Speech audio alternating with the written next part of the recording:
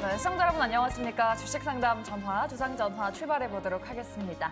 네, 오늘 시장 다행히 빨간불을 켰습니다. 금융주 그리고 2차 전지주가 강세를 보이면서 코스피 코스닥 나란히 상승을 했습니다.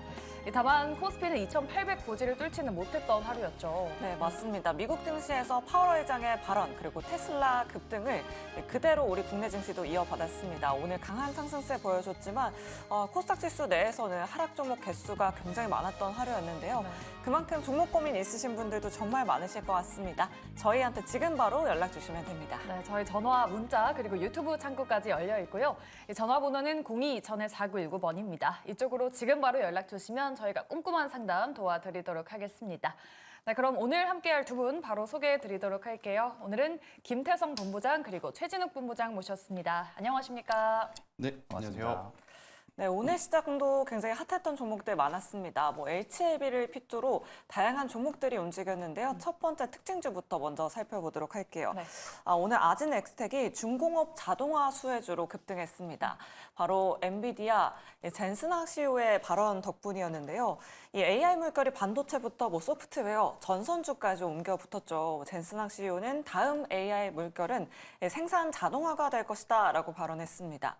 중공업 생산 자동화 시장 50조 달러, 우리 돈으로는 7경 규모로 전망했는데요. 정말 7경이면 상상도 안 되는 숫자인 것 같아요. 오늘 수혜주로 아진엑스텍이 새롭게 떠오른 만큼 두 분의 의견부터 먼저 열어보도록 하겠습니다. 두 분 준비되셨으면 팻말 들어주시죠. 아진엑스텍은 네. 두 분 다 굉장히 주셨네요. 그럼 본부장님께 여쭤보도록 할게요. 사실 전선주 다음 이 AI 수혜주가 뭐가 될까라고 투자자분들 많이 생각하실 것 같은데 이 중공업 자동화 수혜주 좀 눈여겨봐도 괜찮을까요? 일단 옛날부터 좀 이야기 나왔던 게 AI 그 다음은 로봇 쪽이다 이런 이야기들이 굉장히 좀 많았었죠. 그냥 네. 결국에는 이제 AI도 마찬가지로 로봇 쪽과 또 연관관계를 좀 가지고 있었던 부분들이 있다 보니까 실제적으로 이제 이 수급이 바톤을 이어간다고 하게 되면 좀 로봇 쪽이 이어질 가능성에 대한 증권가들 좀 예상도 굉장히 좀 많았었던 부분들이고 사실 이제 지금 엔비디아 지금 젠슨 같은 경우가 지금 이제 로봇 전동화 자동화 이 중공업 쪽에 있어가지고 7경이라는 숫자면은 좀 어마어마한 좀 규모죠. 이 돈에 대한 부분들에 있어가지고 결국 이제 AI 센터 부분들이 계속해서 커지면 커질수록 그만큼 이제 일자리 부분도 많이 창출을 시켜야 되는 부분들인데 그러면 일자리에 대한 부분들이 많이 할 수 있는 분들이 없다고 하게 되면 결국 이제 로봇 쪽으로 돌릴 수밖에 없는 그런 상황, 구조적인 상황들이 좀 올 수밖에 없는 상황이잖아요. 그럼에도 불구하고 이제 결국에는 산업용 로봇 쪽 같은 경우가 지금 시장에서도 여전히 각광을 못 받고 있었던 상황이고 협동 로봇도 마찬가지고요. 그러니까 이런 쪽에 어떻게 보면 좀 주가의 바닥을 잡아줄 수 있을 만한 일단 재료에 대한 연계성은 좀 이어질 가능성은 좀 높다고 보고 있는 상황입니다. 다만 이제 지금은 어떻게 보면은 젠슨왕 같은 경우가 일단 이야기만 한 상황이지 실질적으로 아직까지는 이 부분들의 실행력이 이어지고 있는 부분들은 없는 상황이다 보니 일단 지금 시간 내에서도 아직 넥스트에 그렇게 좀 강한 면모는 좀 보여주고 있는 모습들은 포착이 안 되고 있는 상황이거든요. 일단 이제 모선 제어 솔루션 쪽에서는 이미 아진엑스텍의 가격이나 그리고 이제 기술에 대한 제품, 이 경쟁력 부분들을 이미 확보를 하고 있는 기업입니다. 또 일전에도 이미 삼성 중공업 쪽이랑도 이 로봇 쪽에 대한 국제과제도 수행을 했었던 이력이 있고요. 또 지금 이제 결국엔 주 고객사로 두고 있는 삼성전자 측에서도 지금 산업용 로봇 관련해서 계속해서 제품을 공급을 하고 있는 상황이고, 그러면 실질적으로 이제 산업용 로봇에 대한 부분들이 매출이 가시화가 될 수 있을 만한 재료가 일단은 나온 상황이다 보니까 그 기대감에 오히려 주가가 좀 강하게 반등이 좀 오늘 나와준 것으로 좀 판단을 하고 있고, 다만 지금 일단 수급적인 플레이만 좀 놓고 보면은 사실 메이저들의 수급이 좀 강하지는 않습니다. 외국인도 오늘은 좀 매도세로 대응을 했었고 기관 금투도 일단 오늘 좀 매수세가 들어와 주곤 했는데 사실 지금 매수세가 좀 강한 모습은 없죠.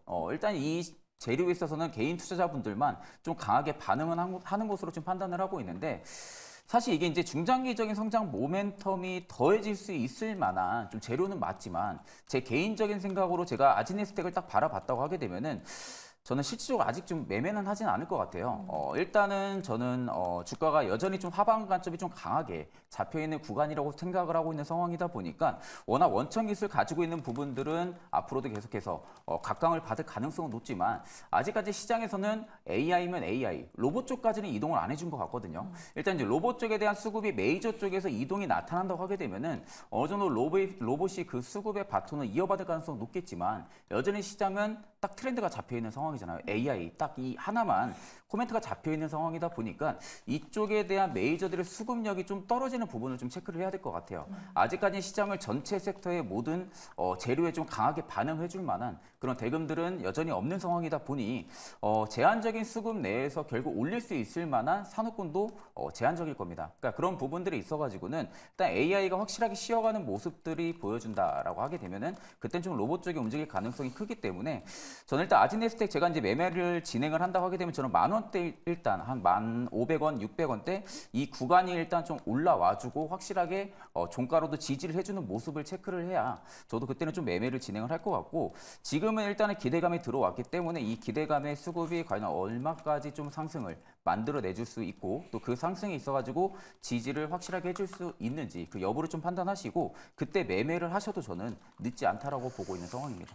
네, 알겠습니다. 뭐 로봇 산업이 AI 뭐 다음 시장으로 확장될 거다라는 거는 당연하지만 네. 아직은 조금인 것 같다라고 이렇게 말씀을 해주셨네요. 네, 알겠습니다. 그럼 저희 두 번째 이슈도 짚어보도록 하겠습니다. 이 국내 배터리 3사 중에 또 가장 큰 형님인 LG엔솔이 또 호재 소식을 전했습니다. 한번 보도록 할게요. 이 국내 3사는 지금 아직 LFP 배터리를 양산하지 못하고 있는 상태였는데 중국을 제치고 처음으로 LG엔솔이 르노와 배터리 공급 계약을 맺었다고 합니다. 이게 원래는 26년쯤 양산 목표였는데 이게 당겨서 내년쯤에 양산을 한다고 하죠.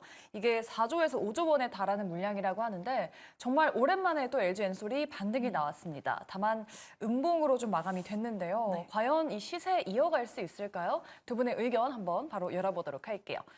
LG엔솔에 대한 두 분의 의견은 올 긍정입니다. 네, 오늘 증권사에서 레포트도 굉장히 많이 나왔더라고요. 네, 그럼 본부장님께 여쭤보도록 할게요. LG엔솔 오늘 장중에는 뭐 7% 넘게까지 오르기도 했는데 상승폭을 좀 많이 줄이면서 마감이 되긴 했어요. 네. 아직까지는 좀 매물대가 쌓여 있다고 봐야 될까요? 그렇죠. 일단 뭐 LG 에너지 솔루션뿐만 아니라 2차 전지는 일부 특정 종목군들, 대표적으로 PNT, 엔캠 뭐 이러한 종목군들을 제외하고 2년 전에 우리가 가장 좋아했었던 뭐 포스코 그룹주, LG 그룹주, 에코프로 그룹주 같은 경우에는 결국 이제 시간이 지속적으로 좀 필요하다라는 이야기를 한번 드려보도록 하겠고요. 대신에 LG 에너지 솔루션 같은 경우에는 올 초부터 굉장히 많은 파트너사와 공급 계약에 대한 뉴스들이 좀 쏟아지고 나왔죠. 이 표를 좀 한번 올려주시면 1월 달에는 뭐 이스즈 모터스라는 곳에서 배터리 공급 계약이 있었고 4월 달에도 이제 프로이덴버그랑 이 파워 시스템 배터리 공급 계약이 있었고 또 5월 달 같은 경우에는 하나큐셀 이쪽에도 공급 계약이 있었고 또 이제 어제였죠. 그러니까 이번 주에 이제 이 뉴스가 이제 가장 중요했다라고 저는 생각이 드는데 그동안에 우리는 3원계, NCM 쪽으로만 이제 관심을 굉장히 많이 가지고 있었고 LFP는 중국이 이제 다 하고 있었던 그러한 상황. 특히나 이제 유럽 쪽에서는 중국의 시장 점유율이 굉장히 높았던 상황이었는데 유럽 쪽에서 그것도 NCM이 아니라 LFP를 통해서 성과를 냈다라고 하는 것은 굉장히 저는 고무적이다라고 좀 말씀드릴 수 있을 것 같고요. 특히나 지금 우리가 가장 걱정했었던 부분은 전기차에 대한 판매 둔화였습니다. 네. 그런데 이제 어제 테슬라가 인도량에 대해서 우리가 생각했던 것보다 굉장히 좋은 인도량을 좀 보였죠. 그러면 우리가 고민했던 수요 둔화에 대한 부분이 어느 정도는 안정화가 될 가능성이 저는 굉장히 높아졌다라고 좀 판단을 할 수가 있어서 LG 에너지솔루션 같은 경우에는 장기적으로 봤었을 때는 지금의 가격은 없으신 분들이 매수하기에는 절대 비싼 가격은 아니다. 대신에 이제 가지고 계신 분들이 여기서 이제 추가 매수를 할까 말까 이제 고민을 좀 하실 것 같은데 다른 기업은 몰라도 LG 에너지 솔루션만큼은 이제부터는 비중을 조금씩 늘려서 평균 단가를 좀 관리를 하시는 것도 저는 괜찮지 않겠는가라는 의견 드려보도록 하겠습니다. 네, 알겠습니다. 이렇게 특징주 LG 에너지 솔루션까지 짚어봤습니다. 뭐 오늘 시장에서는 금융주 그리고 HLB 그리고 2차 전지 관련주들이 강했는데 내일 시장에 강할 종목들도 찾아봐야겠죠. 맞아요. 본부장님께 먼저 여쭤보도록 하겠습니다. 내일 시장에서는 우리 투자자분들이 어떤 섹터, 어떤 종목을 좀 보는 게 좋을까요? 일단 뭐 지금은 여전히 뭐 AI 뭐 이런 쪽 보는 게 맞긴 하지만 네. 최근에 좀 다시 수급이 좀 들어가고 있는 해운주들 같은 경우는 좀 관심 있게 지켜볼 시점이 되지 않았나라고 좀 보고 있는 상황이에요. 그 안에서도 일단 저는 이제 HMM 같은 경우가 상대적으로 좀 리스크가 좀 굉장히 없는 좀 기업이라고 좀 생각을 하고 있기 때문에 일단 HMM을 좀 말씀을 해드리는데요. 일단 이제 해상운임 지수가 지금 6월 28일 기점으로 3,714포인트까지 상승을 해주고 있는 상황입니다. 그러니까 연일 계속해서 지금 신고가 랠리를 좀 이어가고 있는 상황이거든요. 그러니까 보통 이렇게 해상 운임 지수가 상승세를 이어가게 되면은 해운사들 같은 경우 보통 이제 성수기가 7월에서 9월까지 그리고 이제 크리스마스 이후로 한 12월에서 1월까지가 좀 성수기로 볼 수가 있는데 이미 그 전부터 3,000포인트를 넘어설 때부터 이미 성수기 효과가 좀 빠르게 당겨졌다고 보면 됩니다. 그럼 보통 해운사들 입장에서는 1분기에 좀 실적이 저조한 부분들이 나오는데 1분기부터 3분기까지 실적 개선에 대한 모멘텀이 일단은 지금 시장에서 계속 들어와주고 있다라고 보면 되시고 그중에서도 특히 이제 HMM 같은 경우가 증권사에서도 올해 좀 매출액 부분들이 예상했을 때가 한 8조 원 정도가 됐었거든요. 근데 지금 계속해서 운임 지수가 위로 올라가고 있는 상황이다 보니까 실질적인 지금 매출에 대한 부분들이 한 10조 원대까지도 나올 가능성이 높다라는 부분들의 예상치가 또 나와주고 있는 상황입니다. 그만큼 좀 실적 개선에 대한 모멘텀이 더욱더 강화가 될 가능성이 좀 높다고 보고 있는 상황이고요. 특히 지금 홍해 사태가 지금 장기화가 되면서 그로 인한 좀 해상 운임 지수가 지금 급등세가 나와주고 있는 부분들인데 물론 이제 이게 시장에서 어느 정도 적응이 돼가지고 지수가 만약에 꺾임이 나온다고 해도 저는 오히려 그 꺾임 이후로 다시 숨고르기 하고 또 재차 상승이 나올 가능성이 좀 높다고 보고 있는 상황입니다. 그러면 결국 올해 내내는 저는 해운사들 같은 경우는 일단 계속해서 좀 체크를 해볼 필요성이 있다라고 보고 있는 상황이고요. 특히 이제 해운사들이 먼저 움직이게 되면 가장 대장으로 움직이는 게 또 흥하해운이기도 합니다.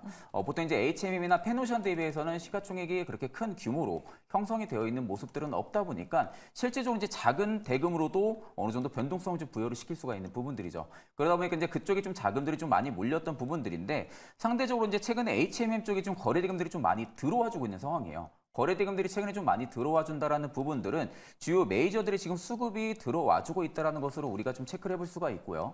또 연기금이 최근 3일 연속적으로 좀 매수세를 좀 넣어주고 있는 상황입니다. 그러니까 보통 이제 주가가 이게 바닥에서 짧게 보게 되면은 굉장히 좀 많이 올라갔다고 볼 수가 있는 구간들인데 사실 좀 길게 보면은 이제 하락 추세에서 벗어나고 있는 상황입니다. 그러니까 긴 조정 구간을 거쳐서 바닥을 잡고 나서 지금은 다시 상승 기조에 완만하게 지금 들어선 모습이다 보니 실제적으로 어느 정도 위아래에 대한 변동성은 부여를 시키겠지만 결국에는 저점은 계속 좀 높여 나갈 가능성이 좀 높다고 보고 있는 상황이다 보니 일단은 모멘텀적인 부분들은 전혀 문제가 없다고 보고 있고요. 또 HMM이 일단은 매각 지연 이슈가 일전에 있었기 때문에 이 로드맵 부분들이 좀 지연이 됐었거든요. 그러다 보니까 결국에는 주가가 상승으로 해줄 만한 그 이슈나 좀 재료 부분들이 좀 부족했었던 부분들인데 최근에 나왔던 이슈가 일단은 이 중장기 성장 로드맵을 곧 발표를 할 것으로 지금 예정이 되어 있는 상황이죠. 그러면 결국 이제 중장기 성장 로드맵까지 발표가 된다 하게 되면은 실질적인 좀 성장 모멘텀이 좀 강하게 붙을 가능성이 좀 높다라는 관점으로 볼 때 지금 꽤 오랜 기간 동안 아래쪽에 있었던 매물대도 지금 삼키면서 위로 올리고 있는 상황이잖아요. 네. 그만큼 지금 여기는 이제 강력한 지지로도 또 볼 수가 있는 구간이다 보니까 저는 뭐 개인 투자자분들 아직 HMM이 없다면은 신규적으로 좀 매수를 해보셔도 나쁘지 않은 구간이라고 보고 있습니다. 네. 최근에- 그때 매각 이슈 있었을 때까지만 해도 뭐 한 5만 1,000원대까지 올랐었는데 맞아요. 그러면 우리 투자자분들 어느 정도 때까지 가격 라인 보면 좋을까요? 저는 일단 실질적으로 지금 HMM 같은 경우가 한 23,000원대가 좀 매물대가 좀 강한 것으로 좀 판단을 하고 있거든요. 23,000원대가 좀 매물대가 강한데 사실 지금 아래쪽 매물에 비하면은 그 위쪽 매물도 강하진 않습니다. 다만 지금의 수급력, 그러니까 연기금과 기간이 끌고 가고 있는 이 수급력이라면은 저는 일단 23,000원도 무난하게는 좀 돌파가 나올 가능성이 높다고는 보지만 일단 23,000원이 결국엔 좀 매물대 역할을 하고 있는 상황이다 보니 여기를 좀 1차적인 목표가를 좀 설정을 하면 되시고요.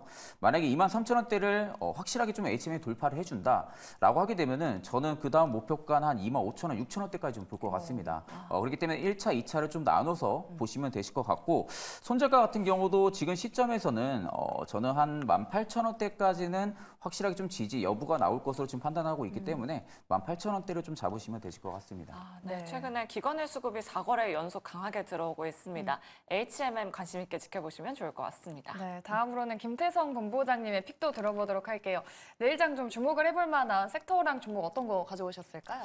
저는 ESS 에너지 네. 저장 장치 그리고 이제 신재생 쪽에서 SK 이터닉스를 한번 우리가 지금 시점에서 꼭 체크를 해봐야 된다라는 의견 한번 드려보고 싶습니다. 신재생을. 네, 일단 뭐 장 중후반부에 어떤 섹터가 가장 지금 변동성을 크게 보였느냐라고 하면 태양광 관련 중소형주들이 굉장히 좋은 흐름을 좀 보였었거든요. 네. 대표적으로 SDN이라고 하는 기업도 있을 수 있을 것 같고요. 금양 그린 파워와 같은 기업들도 좀 있을 것 같은데 자, 그럼 이들이 최근에 왜 조정을 받았는가? 네. 실적이 안 좋았는가? 펀더멘탈이 무너졌는가? 그건 아니었습니다. 최근에 이제 신재생 에너지주들의 이제 조정은요. 이 바이든과 트럼프의 어떤 TV 경선 토론 이후에 너무 이제 트럼프 쪽으로 기세가 기울다 보니 바이든이 조금 밀어줬었던 신재생 에너지 관련주들이 이제 조정이 나왔다라고 좀 이해를 하시면 될 것 같고요. 대신에 대선은요 11월 달에 있습니다. 그리고 이제 통상적으로 원래 정상적인 대선 레이스였다라고 하면 이번 7월이 아니라 9월 달부터 했었어야 되거든요. 근데 이제 일반적인 대선 레이스보다는 조금은 빠르게 시작한 대선 레이스이기 때문에 아직 우리는 11월 달까지 가는 그 기간이 많이 남아 있다라고 좀 보시면 될 것 같고요. 그 과정 속에 계속적으로 트럼프가 우세하다라는 이야기만 나오지 않을 가능성이 저는 높다는 생각이 들어요. 그래서 역발상적인 투자이기도 하고 실제로 수요가 계속 늘어나고 있는 어떤 산업을 가지고 있는 상황이기 때문에 저는 SK 이터닉스를 여러분들이 꼭 보셨으면 좋을 것 같고요. 만약 태양광만 가지고 있는 하나 솔루션이었다면 굉장히 고민이 됐을 것 같아요. 그런데 이제 SK 이터닉스 같은 경우에는 신재생 에너지 사업도 물론 중요하지만 ESS 에너지 저장 장치를 통해서 굉장히 높은 매출을 지금 낼 수 있는 기업이다라는 관점에서 보면 에너지를 모아서 저장을 하는 것이 반드시 필요합니다. 이거는 우리나라만 선택할 수 있는 것이 아니라 전 세계적으로 지금 모든 신재생 에너지에는 플러스 원, 그러니까 원 플러스 원으로 지금 들어가야 되는 상황이다 보니 저는 SK 이터닉스의 지금의 가격은 충분히 낮은 위치에서 우리가 단기적으로 한번 공략을 해볼 수 있는 그러한 구간대가 아닌가라는 생각이 들어서요. 최근에 이제 저점이라고 할 수 있는 18,000원대 이 18,500원 밑으로만 떨어지지 않으면 저는 충분히 추가적인 상승이 가능하고 제가 손절가를 굉장히 타이트하게 좀 잡아드렸거든요. 만약 여기서 이제 올라가게 된다라고 하면 1차적으로는 22,000원, 최종적인 목표가는 27,000원 드려보도록 하겠습니다.